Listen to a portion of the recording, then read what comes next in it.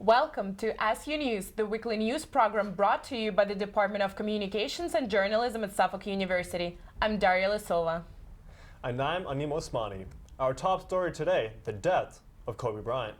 The sports world is reeling after the shocking death of the NBA legend. Eddie Reinhardt is live in the studio with how Boston is honoring the Lakers star.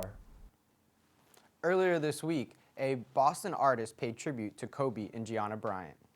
The world came to a standstill as the news about the tragic passing of Kobe Bryant and his daughter Gianna broke Sunday. From coast to coast, people have been paying their respects to the Laker legend and his daughter. In Boston, one artist used his passion to show his appreciation. Central Square in Cambridge, Massachusetts is home to Graffiti Alley, where Instagram artist Brandalism made his mark in honor of the Hoops icon. The Black Mamba will always hold a special place in the hearts of Bostonians, as his rivalry with the Celtics was monumental. He and his daughter Gianna, who is on her way to becoming a star on the court in her own right, will not be forgotten here in the city anytime soon. A creative and thoughtful tribute. From Studio 73, I'm Eddie Reinhardt. A shocking scene in Boston's West End. A road rage incident ends with the shuttle bus shot up, and it happened right near Suffolk University.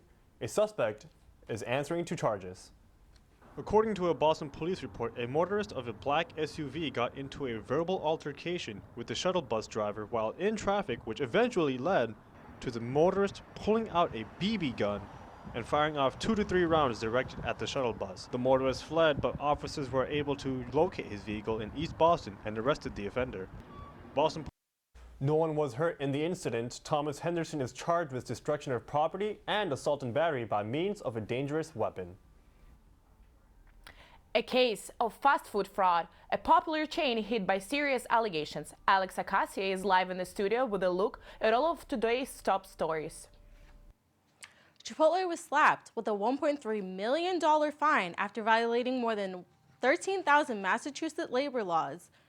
At more than 50 of their Massachusetts locations, they had workers under the age of 18 working past midnight at more than 48-hour weeks. Many workers were unable to keep up with school and their work, as well as not having valid permits to work at the company. This is their largest labor penalty to ever have been issued to a Mexican restaurant in the state. Former Vice President Joe Biden leads the Democratic field after a new Suffolk University USA Today network poll was conducted. Just a week before the first caucus in Iowa, the survey taken this past week showed Biden at 25%, Sanders at 19%, Buttigieg at 18%, and Warren at 13%, and Klobuchar at 6%. The Suffolk University polling director explained that conducting this caucus is strategic, but a great way to kick off the future delegations. The Wuhan coronavirus may have spread to New England. 2 patients in New Hampshire may have been exposed to the virus in China, are currently being evaluated. They remain in isolation while awaiting test results. So far, there are no confirmed cases in New England. The CDC is closely monitoring the outbreak. As of only now, 5 people in the United States have been affected. Live in the studio, I'm Alex Acacia, SU News. And here in Boston, city officials are doing whatever it takes to make sure that people are safe from the outbreak. Mayor Marty Walsh and health officials are laying out their plans to address the crisis. Haley Clegg has more. As the number of confirmed cases of the coronavirus continues to rise here in the U.S., Boston Mayor Walsh held a press conference to discuss how the city is dealing with the global outbreak. Our public health agencies are trained to respond to infectious diseases. We are constantly assessing potential threats and will be ready in the case of the virus does appear. There are at least 5 confirmed cases of the Wuhan coronavirus in the U.S., and over 100 more are being evaluated for infection. The Centers for Disease Control and Prevention predicts that number will continue to rise. We proactively train and exercise on scenarios like this on a regular basis, and we plan together on how to respond to these scenarios in case one does occur. Despite its impact, the CDC maintains that the risk to Americans is low. The Boston Public Health Commission has been proactive about how the city will respond to potential cases. The Commission is prepared to support any evaluation or treatment of suspected cases or significant contact to these cases. They also plan to make all available information accessible to non-English speakers. All of the advisories that we put out earlier last week are going to be translated into the 6 common languages that we have for all Boston materials. The CDC has expanded screening to 20 domestic airports, including Boston's Logan Airport. Yesterday, emergency vehicles met a plane arriving from Beijing to evaluate a sick passenger. Officials say that person did not meet criteria for the virus and refused to be taken to the hospital. If you're sick, you have flu-like symptoms, contact your primary care physician. Let them know because the flu is out there right now, and I think to get the proper treatment even for the flu is very important. Boston city officials will continue to monitor the global outbreak. Reporting from Boston City Hall, I'm Haley Clegg, SU News. Boston police searching for suspects after a deadly triple stabbing that left a 16-year-old dead in Dorchester, and people that live in the neighborhood say they're on edge. Safia Hernandez is live in Boston with the very latest. Boston Police Department are investigating a stabbing that took place in Dorchester. Police say a fight between 3 teenagers ended in tragedy on Saturday evening. A teenager was killed. The 16-year-old was rushed to a local hospital where he was later pronounced dead. Police say a 16-year-old and a 13-year-old were also injured in the stabbing. People who live in the neighborhood say they're shaken by the stabbing. My condolence goes out to the family. Crime is quite high, I think, in the city right now, but it's nothing we can really do about it. It was sad.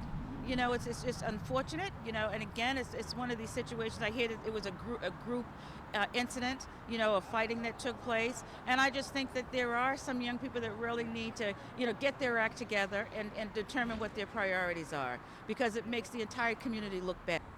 So far, no arrests have been made. Live from Boston, Sofia Hernandez, SU News. Now an update on Iranian student studying at Northeastern that was detained at Logan Airport last week and deported. Amy Kazera has more. It's been over 1 week since an Iranian student was deported from Boston Logan International Airport. Mohammed Shahab Dagani Hassin was enrolled here at Northeastern University. Today, the community is looking for answers. The student's removal has sparked an outcry on Northeastern's campus, with nearly 100 students protesting at the courthouse, Logan Airport, and on campus over the past week. The ACLU says that there have been at least 13 Iranian students deported across the country since August. 7 of those have been out of Logan Airport. Experts say the deportations are because of increasing scrutiny from President Trump. And with growing conflict in the Middle East, some students say they feel even more international students are in danger of deportation. It's not about the individual, it's about where they come from. Rather than looking at the individual and that person's background, it's focused on what country they're from and like how America aligns with that country, which I think is pretty unfair. Senators Ed Markey and Elizabeth Warren have asked that U.S. Customs and Border Protection provide a specific explanation for the removal of Dagani Hassin and all other Iranian visa holders that have been deported. Students feel this pattern of deportation is specifically targeting Iranian students. I think it has links to Trump's Muslim ban that he did, where Iran was one of the countries that was listed, and I think that also that's been amped up because of the war that he's sort of trying to start right now. Northeastern faculty have been in touch with Dagani Hassin's lawyers and are working with their congressional delegation to press Customs and Border Control to reconsider the case to allow the student to resume his studies in a timely manner. Reporting from Northeastern University, I'm Amy Kazera, SU News. With the first pediatric flu death being reported here in Massachusetts, health officials are warning that people take extra precautions in order to avoid getting sick. Rohan Gao has the story. The beginning of the new year is always the pack of flu. The Massachusetts Department of Public Health announcing the first influenza-related pediatric deaths of this flu season. Last season, there are 4 flu-related deaths in Massachusetts for people under 18. Earlier this month, the CDC reported 39 influenza-related pediatric deaths.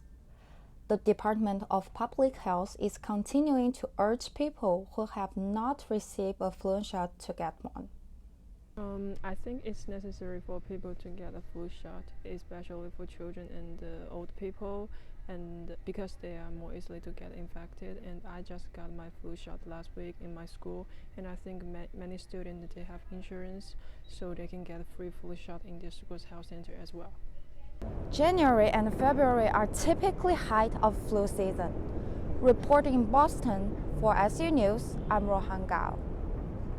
And we will be right back after this short break. Can I tell you a cat joke? Just kidding. Why did the girl ask the mushroom to dance? Because he was a fun guy. What do you call a pig that knows karate? Pork chop. So how does a tissue dance? Put a little boogie on it.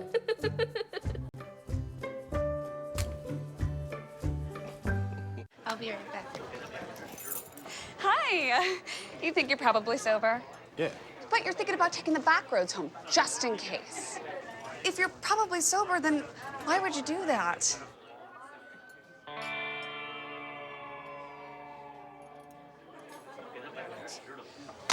Good choice. Probably okay isn't okay. If you see a warning sign, stop and call a cab, a car, or a friend. That's a full glass of wine. I'll be chatting you later. Welcome back to SU News. Emerson College is on high alert after racist graffiti was found in one of their dormitories. But this wasn't the first act of hate. Hannah Arroyo has the story. It was in the dorm behind me at Emerson College where swastikas were found drawn in a stairwell last week, bringing quite a shock to students. 4 swastikas were found drawn at the Piano Row Residence Hall, home to over 500 Emerson students. The news was broken in an email that was sent out by the college's president, Lee Pelton. It's very odd that someone here would do it because we're such a pro-thinking school, and it's just shocking to see that someone from here would do it. So another student on Emerson's campus has a message for whoever drew such symbols. How could you? And like, do you know where you are? You know, because like the Emerson community is so strong with each other that like, oh, you know, you really messed up, dude, and like you need to rethink what your, you know, beliefs are. While no one has been found responsible for drawing the symbols, Emerson police are still investigating.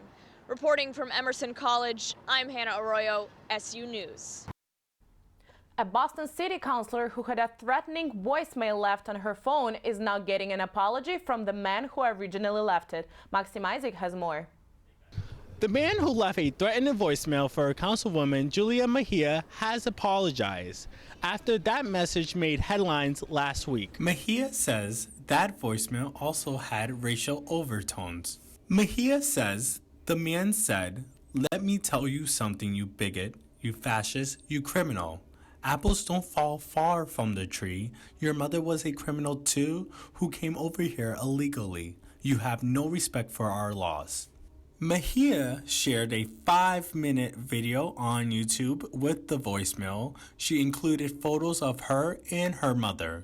Mejia says the man called back apologizing that he was a hothead. She claims he was trying to prove he was not a racist, saying he had immigrated to America from Ireland.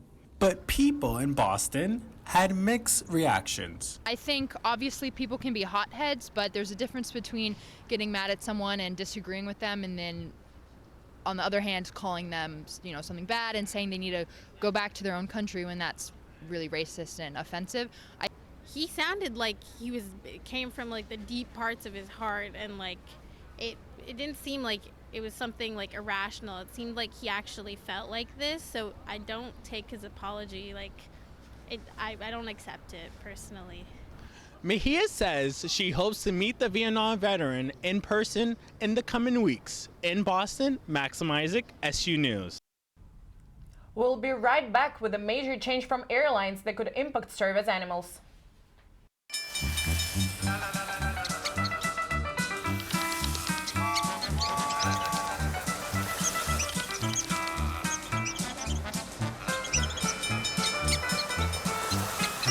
Kids will spend 15 minutes watching online videos like this one.